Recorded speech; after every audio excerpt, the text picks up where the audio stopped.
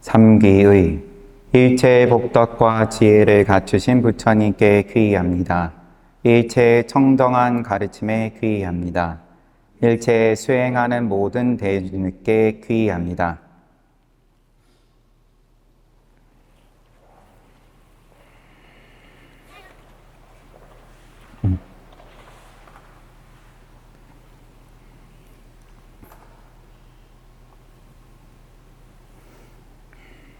정기부패 날이고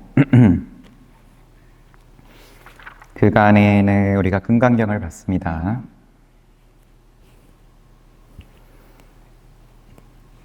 육조 스님 금강경 봤는데 금강경과 함께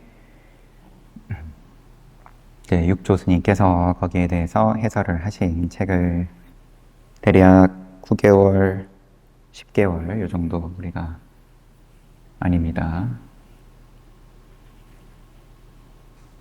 맞죠. 예, 9개월, 10개월 정도 그렇게 보고 새로운 책을 이제 오늘부터 함께 보도록 하겠습니다.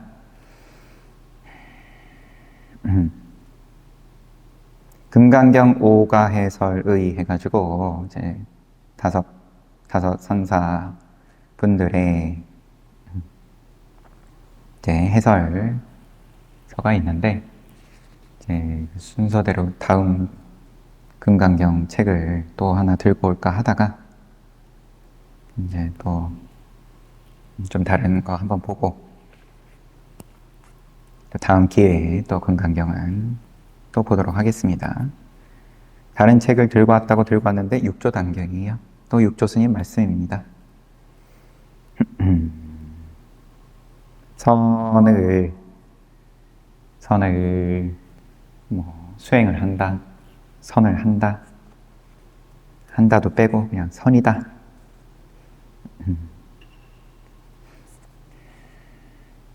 그러면 이제 육조 스님께서 어쨌든 중국으로 부처님 법이 넘어와서 초조 달마부터 해가지고 이어져 내려오다가 육조 스님 때 육조 해능 선사 때 이제 크게 흥했다. 육조 스님 말씀은 이제 앞에 금강경 해설에서도 접했지만 이제 또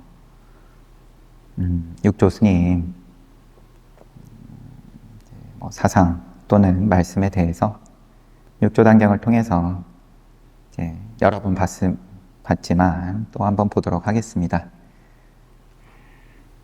번역본들이 여러 가지가 있죠. 기본적으로 덕이본이 있고 그 다음에 도난본이 있고 덕이본이 좀 더 친숙하고 좀 더 재미가 있게끔 굳이 표현을 하자면 각색이 좀 들어간 느낌이 있죠. 도난본은 이제 나중에 출토가 돼가지고 도낭에서 그러다 보니까는 훨씬 기름기가 쫙 빠지고 그냥 오로지 법에 대해서 이야기를 하는 그런 느낌이죠. 그렇다고 덕이본이 그러면은 법 말고 다른 이야기도 하냐? 다 법인데 이거는 법이고 이거는 법이 아니고 제가 시비를 할 입장도 아니고요. 덕이본도 많은 분들께서 한글로 번역을 하시고 지금 들고 온 건 여도연 거사 선생님이라고 해야 될지 큰 스님께 이제 번역을 육조 단경을 큰 스님께서 시킨 거죠. 육조 단경 말고도 많지는 않지만 몇 가지 있는 걸로 아는데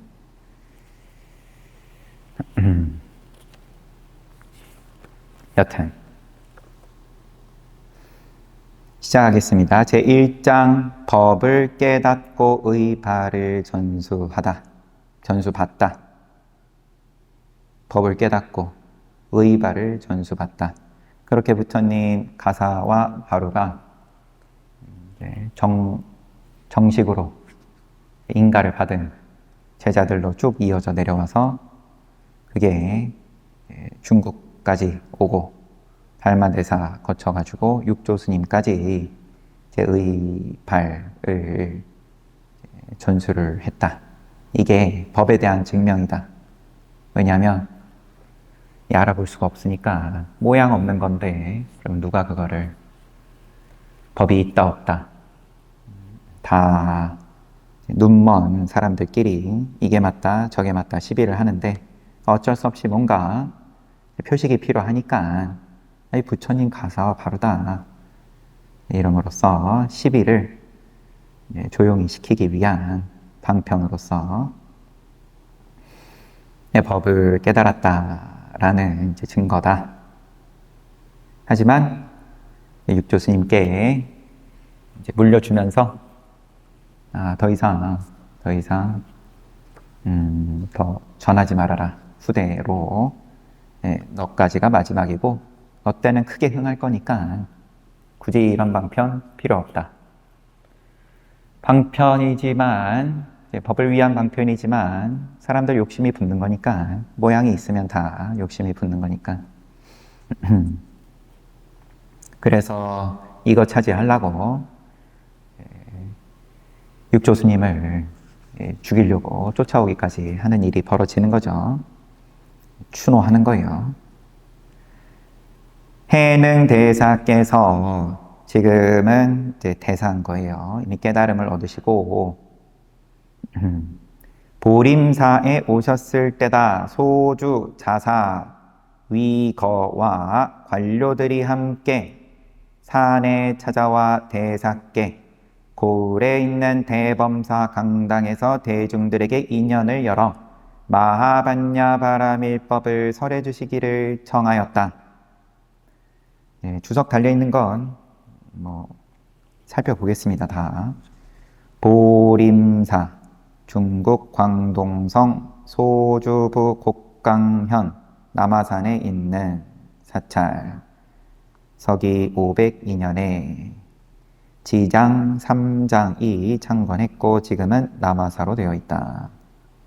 보림사에 오셨을 때 소주 자사, 소주부 자사는 각 주에 상주하여 지방 관료들을 감독하는 감찰관 등 검찰관을 말한다.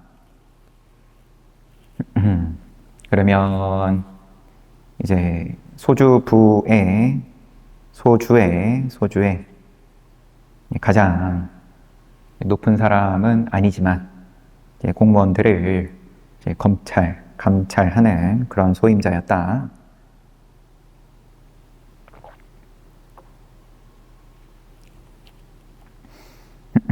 대범사 광동성 소주부 곡강현에 있는 고사찰, 고을에 있는 마을에 있는데 오셔가지고 법을 설해 주십시오. 법을 청하고.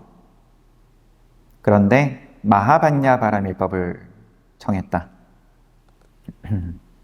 그냥 좋은 말씀해 주시고 축원해 주십시오 이런 게 아니라 마하반야 바라밀법을 설해 주시기를 청했다.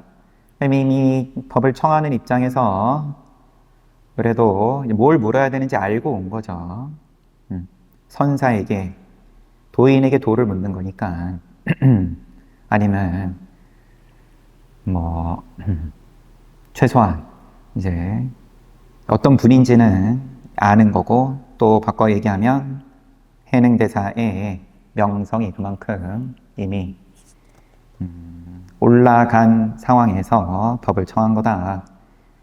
대사께서 법자에 오르자 그러면 중간에다 건너뛰고 그러면은 언제 가가지고 이제 긍정을 하셨겠죠. 이제 법을 설하는 자리에 오르셨어요. 대범사에 자사와 관료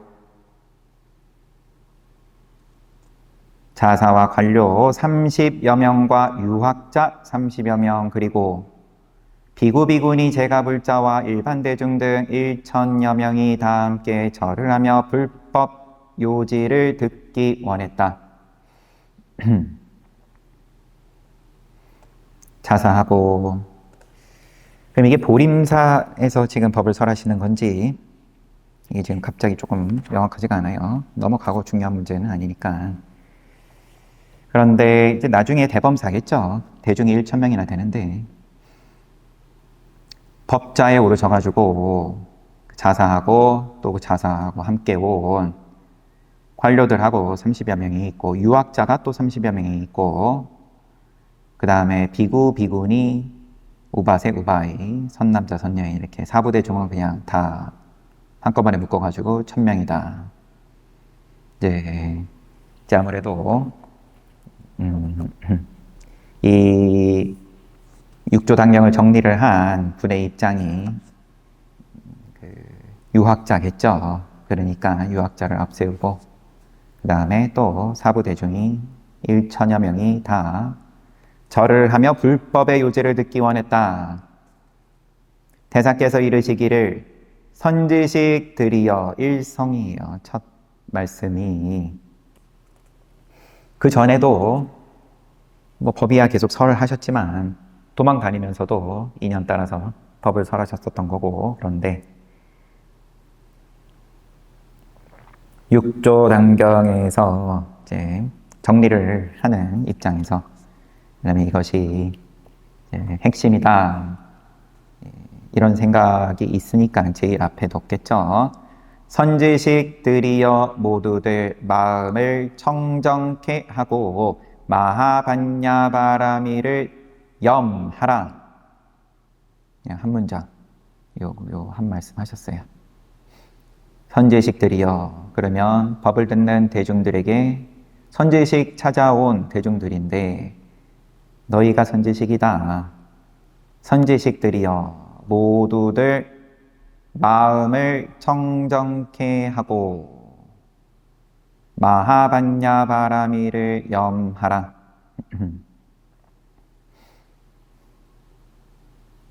마하반야바라미를 염하라. 생각 염자니까 그러면 속으로 생각하든 뭐 이 자리에서는 그러지는 않았겠지만 또 입으로 외우면서 염불을 하든, 그리고 한동안 계시다가 양보를 하시고 염할 시간을 주신 걸 수도 있고 또 마음을 가다듬고 분위기가 이게 정돈이 되는 이제 그러한 입장에서부터 이게 인연이 있으면 이러한 시점에서도 변화가 오는 거니까 보자마자 불꽃이 튀는 건데, 양보하신 다음에 선지식들이여 도리자성이 본래 청정하니 다만 이 마음을 쓰면 바로 성불하리라. 이 마음을 쓰면 바로 성불한다. 보리자성의 이 본래 청정이다.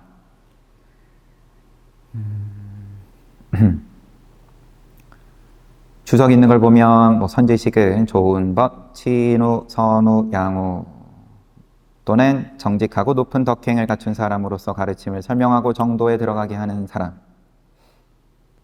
이게 사전적인 설명일 테고요. 선지식 하면 깨달았고 또 다른 사람을 깨닫게 해줄 수 있는 입장이다. 선지식이다. 우리가 매일 대불정경 보면서 부처님께서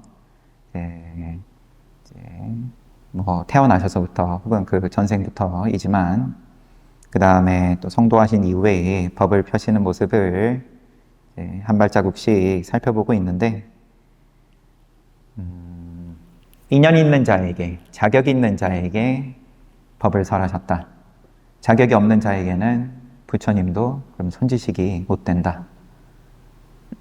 자격이라 하면 이제 근본불교에서의 자격이라 하면 그러면은 과 위에 오를 수 있는 수다원가부터 아라한가까지 눈을 열 수 있는 인연이다. 그리고 또 시절 인연이다. 타이밍이 지금 깨달을 타이밍이다.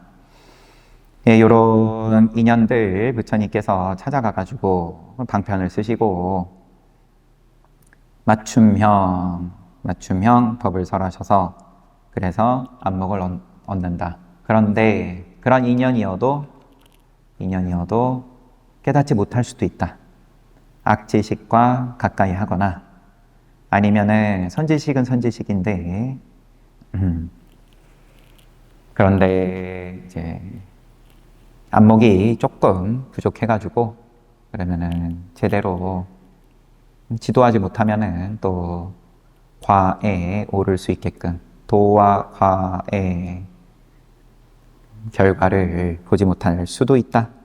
그러면서 나오는 이야기가 사리불 존자께서 다난사니에게 그러면은 좋은 법을 설하시고 그 덕분에 천상에 났는데 나중에 부처님께 꾸중을 듣죠. 저쪽은 그러면은 수다원과부터 해서 과에 오를 수 있는 사람인데 왜 잘 되는 법을 설해가지고 그래서 그 덕분에 천상에 난 건데 혼나요. 다 바라는 게 있고 모양 있으면은 바라는 게 있고 거기에 대해서 또 정성을 들이고 그러는 건데 그게 이루어진 건데 천상에 났다 하면 잘 됐는데 혼납니다. 이제 그래가지고 33천에 났는데 사리푸타 존자가 천상에 가가지고 다시 과에 오를 수 있는 그러면 사성제죠. 고진멸도 깨달을 수 있게끔 해줘가지고 다행히도 늦지 않았다. 선지식이 역할이 이게 참 정밀해야 되는 거고 쉽지 않은 부분인데 부처님 상수제자인 사리푸타도 이제 이러한 실수라면은 실수가 있어서 부처님께 혼나는 일도 있었다라는 건데 그런데 지금 육조스님께서는 뒤집어 가지고 법을 들으러 온 인연들에게 너네가 선지식이다. 선지식들이여 처음에는 모두들 마음을 청정케 하고 마하반야 바르미를 염하라 그러신 다음에 보리자성이 본래 청정이다. 보리자성 사람마다 선천적으로 지니고 있는 깨달음의 본성 선천적으로 지니고 있다. 선천적이라는 말이 좀 그렇지만 여튼 본래 지니고 있다. 깨달음의 본성은 어디 다른 선지식 찾아다니면서 구하는 게 아니라 본래 지니고 있다. 즉 불성을 말한다. 밖으로 구하는 것은 이제 우리가 살고 있는 욕계의 공식이고 또 그걸 잘하면 잘 할수록 부와 명예가 그러면 잘 이루어지는 거고 또 존중하는 거고 존경하는 거고 그렇게 공을 들이고 노력을 해서 합당한 인과에 맞는 결과를 이루어낸 사람들에 대해서 지금도 한참 아시안게임 하면서 뉴스가 나오고 그러면 그런 커다란 대회에서 결과를 내기 위해서 노력을 하고 노력의 결과를 그러면 얻을 수도 있고 아니면 다음 기회를 기약을 해야 될 수도 있고 그런 거지만 그러면은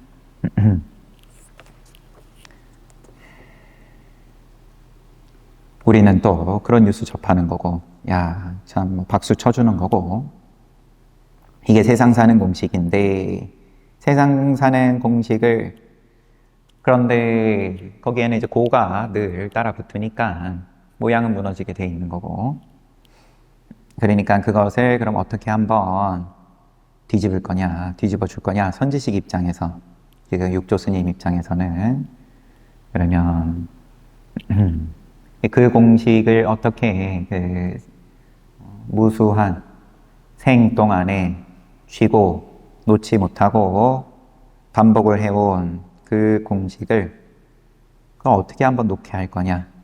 그러면 선지식에 따라서는 굉장히 부드럽게 할 수도 있는 거고,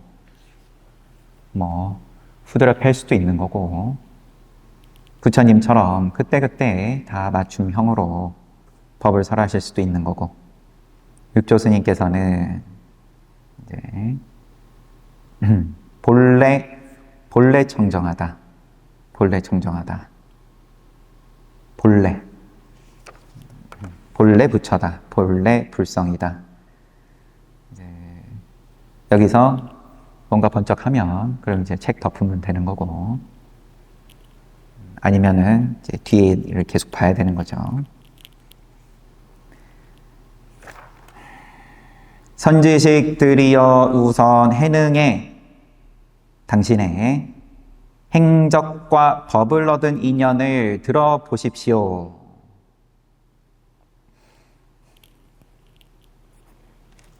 두 말씀을 하신 다음에, 두 구절 말씀하신 다음에 마하반야 바라미를 염해라 양구하시고, 보리자성이 본래 청정하니 이 마음을 쓰면 바로 성불이다. 그런 다음에 이래도 모르겠으면 그럼 잘 들어 라고 당신의 입장을 말씀을 하십니다. 행적과 법을 얻은 인연. 믿음이 크면, 여러분 그 크다가 얼마만큼 커야 되냐? 또 그렇지만 믿음이 크면 이런 말도 필요 없고 얼굴 보고 이미 거기서 인연이 있을 것 같으면 그러면은 변화가 오는 거고, 그걸로 안 되면 이런 소리가 필요한 거고, 이걸로도 안 되면 이제 자 부처님 법을 내가 어떻게 깨달았는지 자 이제 잘 들으면서 이것을 통해서 믿음을 키워봐라. 된다. 너네도 선지식 된다. 나의 아버님은 본관이 범양인데 영남으로 좌천되어 신주 백성이 되었다. 범양은 중국 하북성 탁현, 영남은 오령 이남지역. 거리가 얼마나 될란지 늘 볼 때마다 한 번쯤 궁금한데 게을러서 굳이 찾아본 적은 없네요, 여태. 아버지는 뭔가 몰락을 했어요. 좌천돼가지고 신주 백성이 되었다. 이 몸은 불행하게도 아버님을 일찍 여의었고 나이 많으신 어머님과 홀로 남게 되어 그 후 남해로 이주하였으나 살림이 가난하고 어려워서 먹고 사는 게, 먹는 문제가 그러면은 이제 간당간당한 거예요. 여기서 가난하고 어렵다라는 말은 먹을 수도 있고 못 먹을 수도 있고 날에 따라서 장터에서 땔감을 팔면서 살았다. 산에서 나무 해가지고 그러고 살았다. 하루는 장터에서 어떤 손님이 땔감을 주문하여 객점으로 보내게 하였다. 땔감을 배달하고 돈을 받고 문 밖으로 나오다가 어떤 손님이 경 읽는 것을 보았다. 늘 평상시처럼 살고 있는데, 그런데 이 객점에 손님이 경을 읽는데 경에 마땅히 머문 바 없이 그 마음을 낼지어라. 응무소주 이생기심. 금강경 9절이죠. 머무는 바 없이 무주 머물지 않고 마음을 낼지어라. 이 말씀을 듣자 바로 그 자리에서 마음이 확연히 열리고 깨쳤다. 그때 깨쳤다. 그리고 손님에게 물었다. 손님께서 읽고 계신 경이 무슨 경입니까? 손님이 대답했다. 금강경이요. 내가 또 물었다. 손님은 어디에서 오시는 길이며 어떤 인연으로 이 경을 얻으셨습니까? 제 깨달았을 때 그 감회 내지는 어떤 큰 변화에 대해서 뭐하니 벙벙 할란지 아니면 여태까지 경험해보지 못한 그러한 경험일 테고 분명히 또렷또렷한 거기에 대해서 그러면은 나오는 질문이 어디서 오시는 길입니까? 내지는 누구십니까? 이런 질문이 이제 거죠. 어떤 인연으로 이 경을 얻으셨습니까? 이 경이 뭐길래 어디서 얻으셨습니까? 그런 말씀이 어디에 나오는 겁니까? 손님이 말했다. 나는 기주 황매현 동선사에서 왔소. 오조 홍인 대사께서 그 절에 주석하시면서 교화를 펼치고 있는데 문인이 1000여 명이나 되오. 대중이 1000명이다. 나는 그 절에 가서 참배하고 이 경을 듣고 받아왔소. 대사께서는 빈번히 출가자나 제가자들에게 출가자, 제가자 막론하고 금강경만 지니고 읽으면 곧 스스로 자성을 보고 즉시 깨쳐 성불한다고 늘 권하였소. 어디서 왔냐? 기주 황매연 동선사에서 왔고 거기에는 오조 홍인대사께서 법을 펴고 있는데 홍인 스님께서는 오조 스님께서는 이 금강경만 놓지 않으면 그러면은 자성을 보고 즉시 깨쳐 성불한다. 그렇게 말씀하십니다. 해능이 이 말을 듣고 기뻐하자 숙세에 인연이 있었던지 손님은 나에게 은열량을 주면서 노모의 옷과 양식을 충당케 하고 바로 황매에 가서 오조께 참배케 하였다. 참배하도록 도와줬다.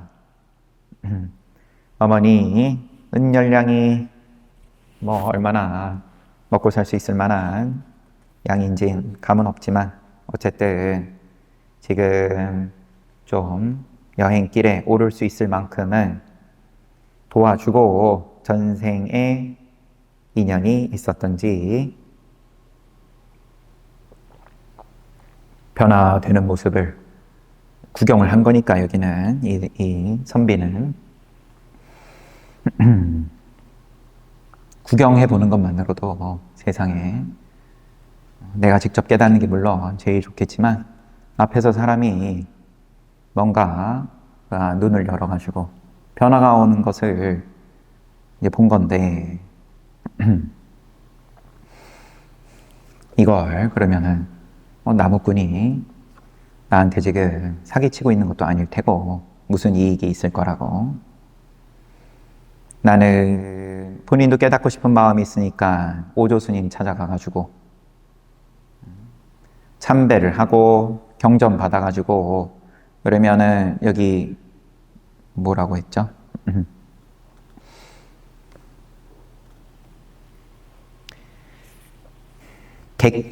객점이면은 식당 정도 되겠죠. 그럼 거기 앉아가지고도 손에서 금강경을 놓지 않고 읽고 있는 거고요. 지금 이 선비 같은 경우에는 그러면은 그만큼 믿음이 있고 자기도 뭔가 그러면 오조 홍인 스님께서 말씀을 하신 것에 대해서 긍정하면서 나도 한번 성불하고 싶다 그러면서 보고 있는데 정작 자기가 외우는 소리 듣고 지금 이제 해는 나무꾼이 지금 눈을 연 거니까 그러면은 기쁠란지 억울할란지 그 마음은 어떨지는 모르겠지만 그래도 대단하다 싶으니까 호주머니 털어가지고 그래서 황매에 가서 오조 스님께 참배케 하였다. 해능은 어머님을 편안히 모셔놓고 나서 곧 하직을 고하고 떠났는데 30여일이 채 못되어서 황매에 도착하여 오조 스님께 예배 드렸다. 짧지 않은 거리를 가가지고 도착을 했습니다. 해능 입장에서는 제 어머님은 이것으로 마지막이다. 이런 마음이었을 것 같아요. 가가지고 참배하고 오조 홍인 스님 뵙고 그러면은 금강경 제대로 다시 한번 가르침 받고 돌아와야지 보다는 이미 이제 깨달음을 한번 맛본 부분이 있기 때문에 이제 속세에 대한 미련은 어느 정도 정리를 충분히 하고 떠났지 않을까 싶어요.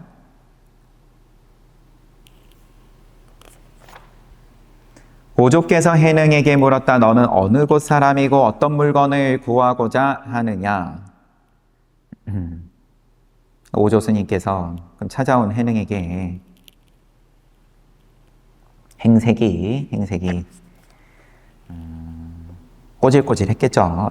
아무래도. 그런데 그러면 너는 어느 곳 사람이냐? 출신이 어디냐? 이거 보편적으로 묻는 걸 테고요. 그 다음에 뭐 하러 왔냐? 뭘 구하러 왔냐?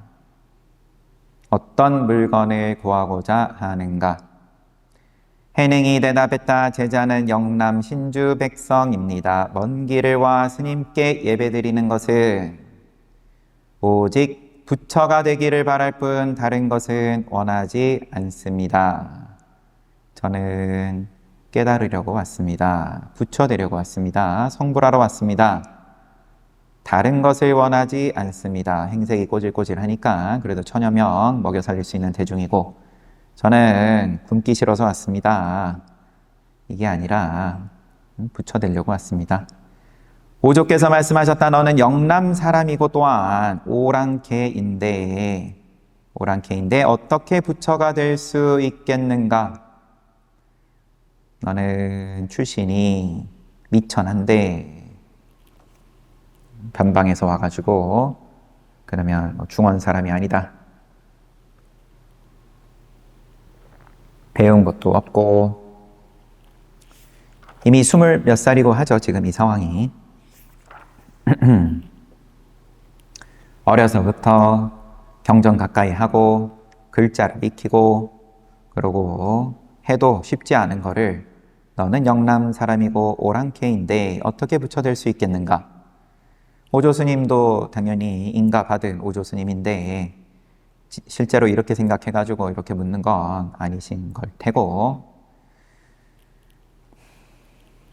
뭔가 근기가 다르다는 것을 문 열고 들어올 때부터 이미 알아보셨었던 걸 텐데 이렇게 뭐 말하자면 시험을 하는 거죠. 해능이 대답했다. 사람은 비록 남북으로 나뉠 수는 있지만 그러면 중앙과 변방 사람이건 사람은 그렇게 나눠서 얘기할 수 있겠지만 불성은 본래 남북이 없는 것입니다. 미천한 이 몸은 비록 스님과 다르나 불성에 있어서 무슨 차별이 있겠습니까? 당당한 말을 해능이 하는 거고요. 사람에는 남북이 있지만 불성에는 본래 남북이 없습니다. 본래 차별이 없습니다. 한 줄 더 보태가지고 스님이나 나나 불성에 무슨 차별이 있겠습니까? 흉내낼 짓은 아니죠. 책임져야 되죠. 무슨 소리를 하든 다 책임지는 거지만 오조께서 다시 말씀을 하시고자 했을 때 좌우의 대중들이 모두 모여있는 것을 보고 내게 대중들을 따라 일을 하라고 시키셨다. 더 이야기를 하려다가 하고 싶으셨는데 근데 대중들이 있는 거 보고 이제 여기서는 한번 넘어가시고 대중들 따라가가지고 대중생활 해라. 그게 절에서는 기본인 거고 막 찾아온 행색도 초라한 이런 입장을 갖다가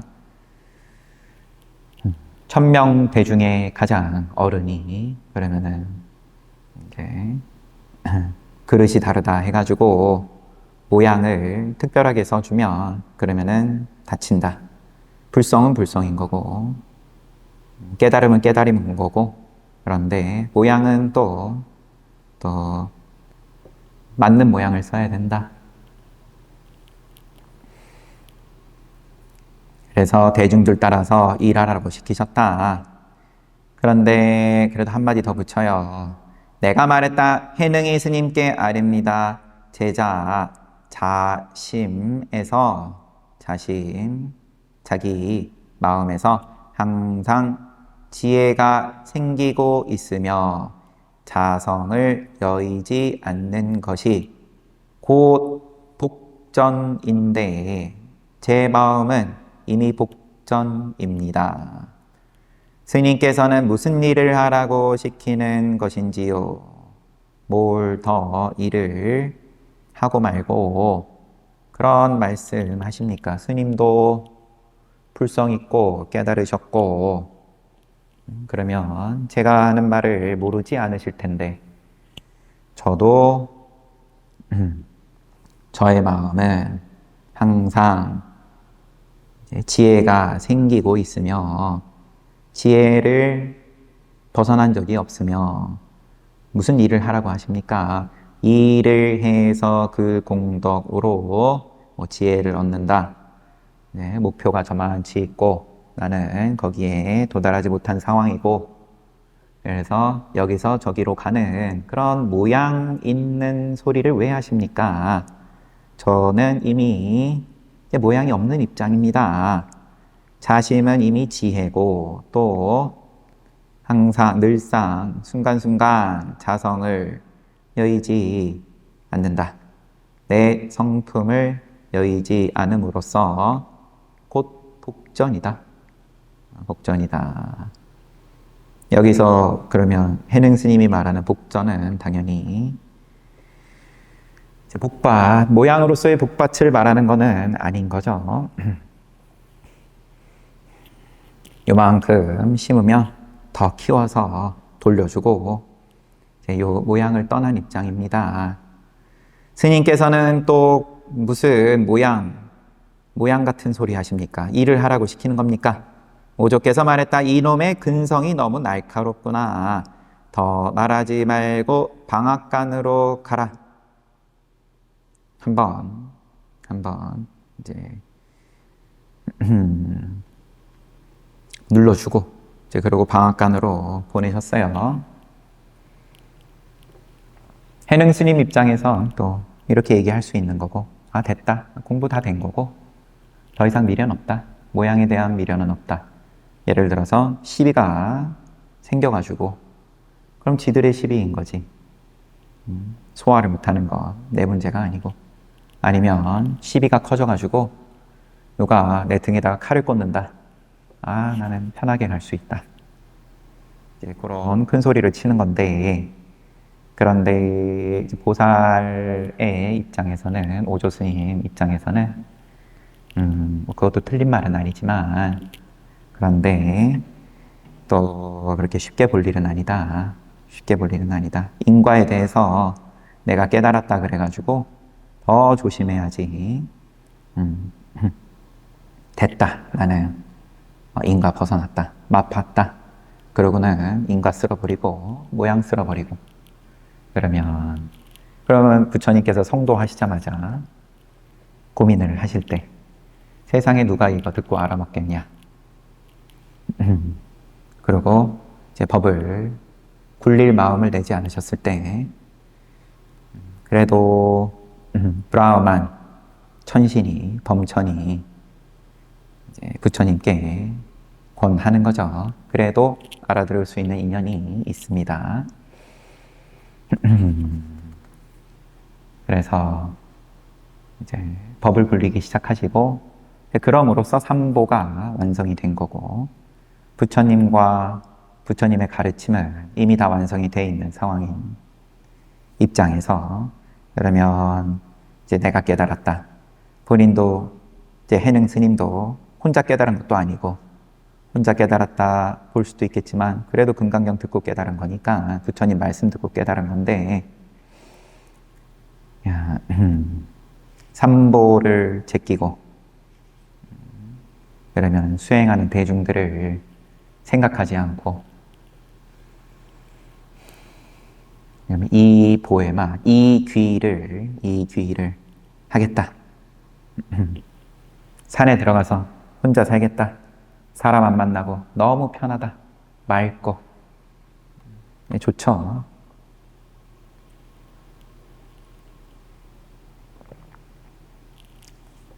오조 스님께서는 너가 아직 몰라서 그래. 뭐 그런 거죠 결국은. 너가 지금 깨달아서 다 툭 터졌다고 이게 전부일 것 같겠지만 그게 그렇지가 않다. 근성이 너무 날카롭구나. 더 말하지 말고 방앗간으로 가라. 해능이 물러나와 후원에 가자. 시키는 대로 했어요. 한 행자가 그러면 이제 대비되는 게 뒤에 나올 텐데 영가 형각 스님은 와가지고 일숙각이다.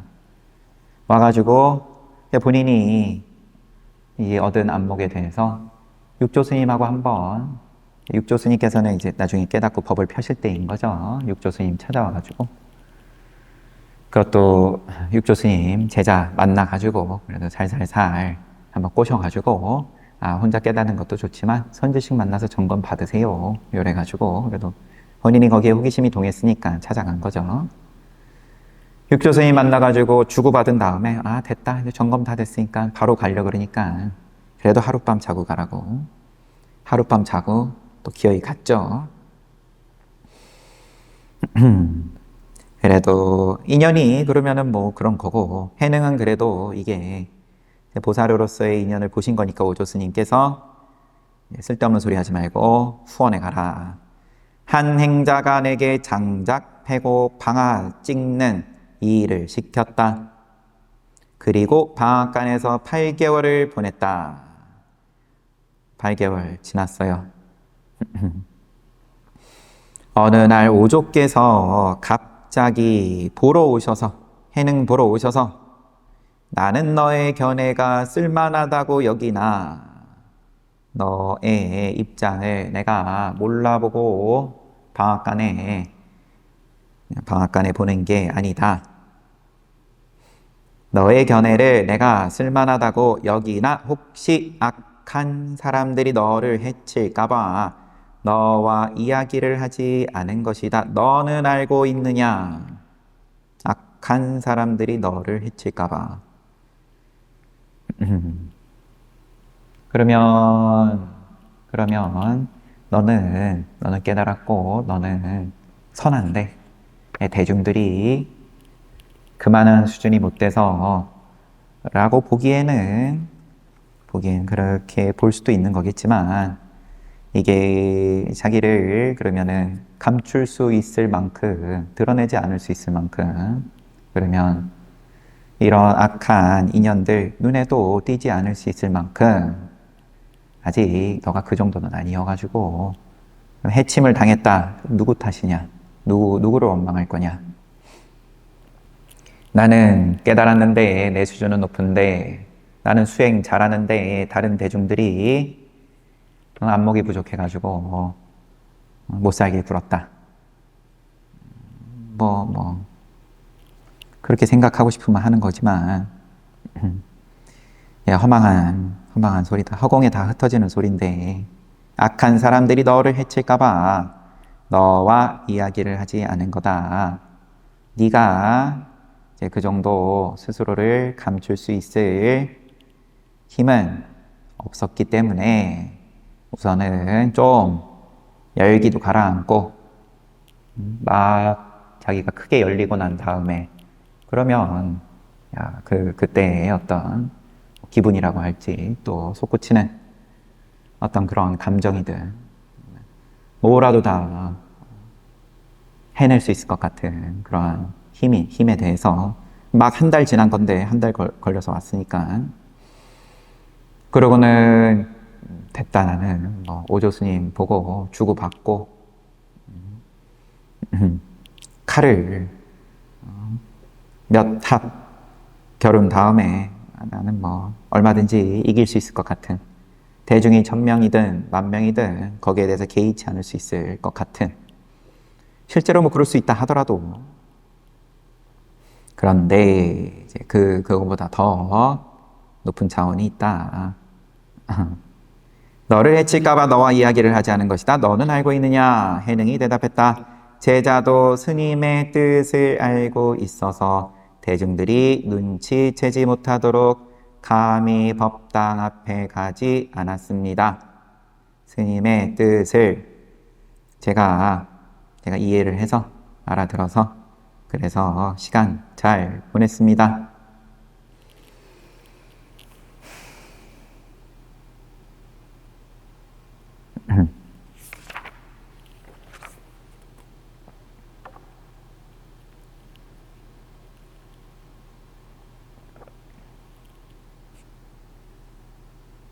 잠시만요.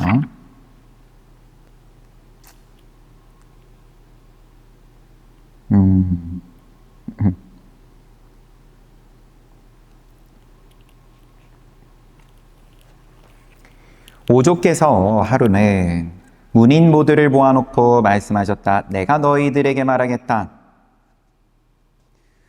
내가 너희들에게 말하겠다. 세상 사람들에게 생사가 가장 큰 일인데, 생사가 가장 큰 일이다. 나고 죽는 일이 가장 큰 일인데, 너희들은 종일 복점만 구하고 있을 뿐. 천상을 구하는 거죠. 천상. 뭔가 바라는 바가 있을 뿐. 각자 자기 업식 따라서 추구하는 게 있고 늘 목표가 있다. 목표가 있다. 생사 벗어나는 목표가 아니라, 생사 벗어나는 목표를 머리로는 생각을 하고 입으로는 외워도 그런데 별로 벗어날 뜻이 없어 보이는데, 더 잘 살고 싶어하는, 또 생을 하고 싶어하는 대중들이 꽉 차 있고, 그럼 생을 안 하려고 드는 제자가 없네. 생사고해에서 벗어날 생각은 없구나. 생사고해에서, 괴로움에서 벗어나고 싶어하는 생각이 없다. 아닌데요. 괴로움에서 벗어나고 싶은데요. 그래서 괴로움이 좀 덜 할 수 있는 다음 생, 또 그 다음 생을 구한다. 똑같이 괴로움에서 벗어나고 싶고, 이건 멍멍이도 그러한 거고 본능인데, 한쪽은 괴로움에서 벗어나고 싶어서 열심히 생을 쫓아가고 자기가 그림을 그리는 멋진 생을 쫓아가고, 다른 한쪽은 오조 스님께서는 계속 생사의 큰 일을 벗어나라, 이런 말씀을 하고 계신 거고, 그리고 방편으로 쓰신 것은 금강경인 거고. 깝깝하다. 니들 깝깝하다. 자성이 미혹하면 복이 어찌 너희들을 건질 수 있겠느냐. 너네들이 그림 그리는 멋진 생이 뭘 건지겠냐. 괴로움의 바다에서 건져 줄 것 같냐. 너희들은 각자 가서 스스로 지혜를 살펴 자신의 마음인 반야 성품에서 우러나오는 개송 하나씩을 지어서 나에게 보이도록 하라. 너네들 밥만 축내지 말고 열심히 한다고 뭐 하는 걸 무시하는 건 아니지만, 그런데 다시 생함을 바라는 게 깝깝하다. 너네들 각자 스스로의 견적을 내봐라. 얼마짜리냐? 개송 지어가지고 자신의 마음의 반야 성품에서 우러나오는 개송 하나씩 지어서 나한테 보이도록 해라. 만약 대의를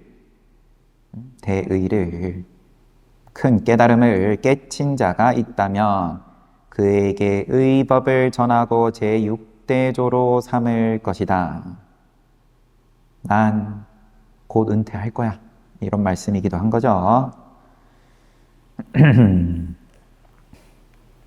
내가 여태 잘 봐줬는데 이제 난 갈 거니까 너네들 여태 한 거 꺼내나 봐라. 지체하지 말고 당장 가거라. 생각하고 헤아리는 것은 쓸모가 없다. 견성한 사람은 언하에 바로 봐야 한다. 이러한 자는 칼을 휘두르며 싸움터에 뛰어드는 긴박한 상황에서도 능히 볼 수 있는 것이다. 이건 고요하고 정신집중하고 편안하고 그런 때는 보였다가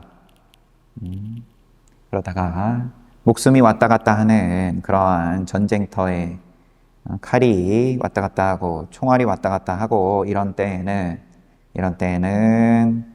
그럼 잊었다가 날아갔다가 그러한 모양의 선정이 아니다. 모양으로 만드는 게 아니다. 모양으로 만드는 건 늘 조건이 있으니까 거기 따라서 그러면은 잘 됐다가 잘 안 됐다가 뭔가 집중이 모였다가 흩어졌다가 깨달음은 그런 모양 있는 게 아니니까 또 응원하는 거죠.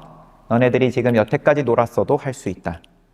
여태까지 열심히 욕심부리고 밥만 축냈어도 언하에 되는 거다. 이것은 말 끝에 바로 되는 거다. 되려고 치면.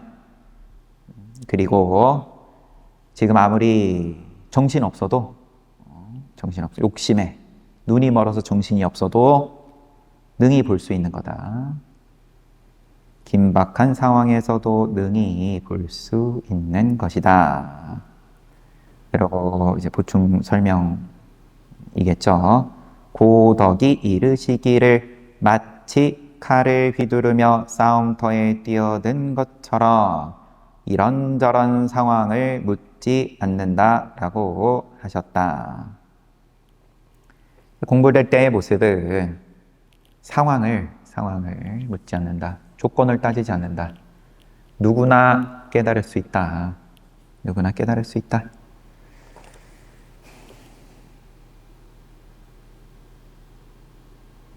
이 비유는 견성득도한 사람은 주어진 기연에 따라 대응할 뿐 말에 떨어지지 않는다는 것이다. 안목이 있으면, 견성했으면 자기 성품 봤다, 깨달았다. 그러면 주어진 기연에 따라 대응할 뿐이다. 흘러가는 대로 거기에 내 맡길 뿐이다. 말에 떨어지지 않는다. 말에 떨어지지 않는다. 말도 말이고 색수상 행식이 통째로 다 말이고 모양에 떨어지지 않는다. 이러면 좋고 이러면 내가 수행 잘할 수 있고 저러면 내가 수행 잘 해보려고 했는데 참 여건이 안 따라주네. 이런 게 붙지 않는다. 이 깨달으려고 치면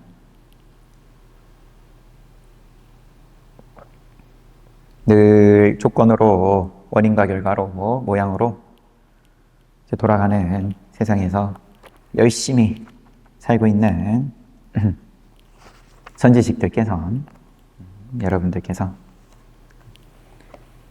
조건도 잘 따르고 그런데 조건이 없는 입장이 늘 또 함께한다. 동시에 주석 있는 건 넘어가겠습니다. 책은 여기까지 보고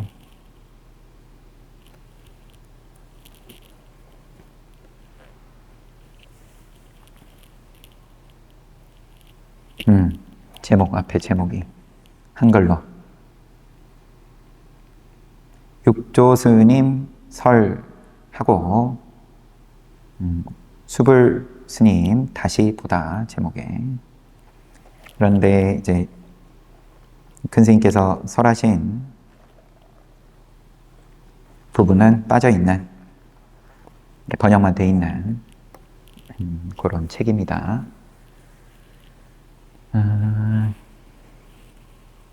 육조 단경은 이제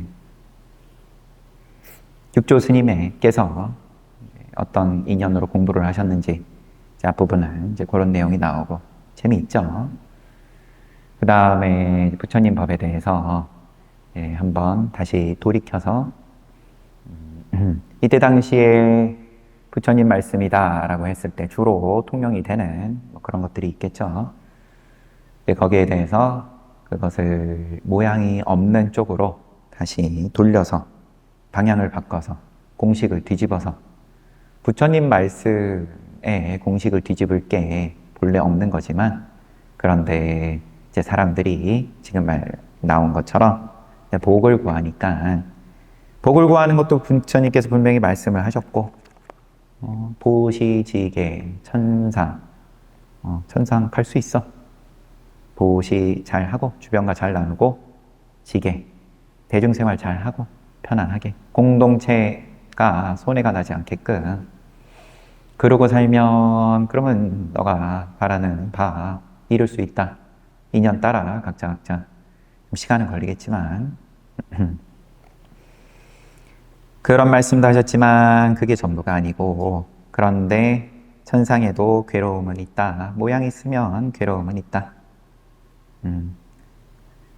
그러니까 아예 괴로움이 없는 입장을 위해서 고진멸도, 무상고 무와, 무상고 무와를 육조 스님께서 무상 뭐 하나라고 해도 이제 맞을 것 같긴 하지만 무상으로서 다 하나씩 짚어주시는 겁니다.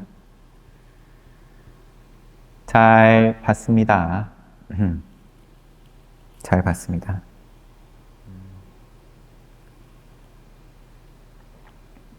육조단경 법문을 제일 많이 들었던 것 같은데, 제 행자생활 하면서 MP3 플레이어 손가락 2마디만한 거 챙겨주셔가지고 거기 담아가지고 그거 이제 시간 날 때마다 행자생활 하면서 이제 들으면서 좀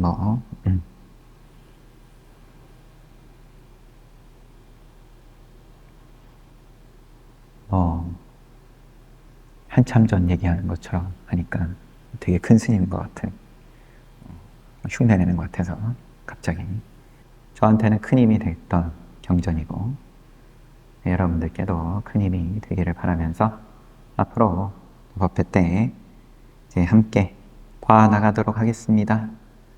사옹서원하고 마칠게요.